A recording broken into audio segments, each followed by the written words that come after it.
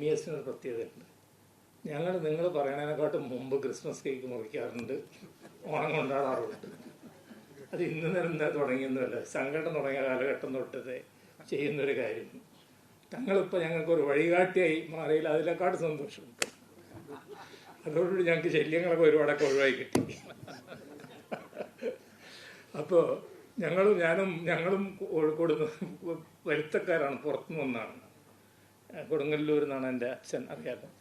അപ്പോൾ ഈ ഇതിൻ്റെ എല്ലാ ഗുണങ്ങളും ഈ നഗരത്തിൻ്റെ ഏറ്റുവാങ്ങിയിട്ടുള്ള ഒരു വ്യക്തിയാണ് ഞാൻ, എൻ്റെ പിതാവ് അടക്കം. അതേമാതിരി തന്നെ എൻ്റെ പിതാവ് എപ്പോഴും പറയാറുണ്ട്, ഈ MES ഉണ്ടാക്കാനുള്ള കാരണം, ഈ സംഘടന ഉണ്ടാക്കാൻ എന്താ കാരണം, പ്രചോദനം എന്താണെന്ന് ചോദിച്ചാൽ അത് ക്രൈസ്തവ സഭയാണ്. അദ്ദേഹം പറയാറുണ്ട് അതിൻ്റെ മോഡലിൽ തന്നെയാണ് ഇത് ഉണ്ടാക്കിയിട്ടുള്ളത്. അപ്പോൾ ഏതായാലും ക്രൈസ്തവ സഭയുമായിട്ട് ചെറുപ്പകാലം തൊട്ടിട്ടേ, ഹോളി ഏഞ്ചൽസ് കോളേജിൽ പഠിക്കുന്ന കാലഘട്ടം തൊട്ടിട്ടേ ഞാൻ സഭയുടെ എല്ലാ വശങ്ങളും, ഞാനിപ്പോൾ ഫാദറായിട്ട് സംസാരിക്കുകയായിരുന്നു. ഞാനപ്പോൾ ചോദിച്ചു, 2 പോപ്സ് കണ്ടോ, കോൺക്ലേവ് കണ്ടോ എന്നൊക്കെ ഞാൻ ചോദിച്ചു.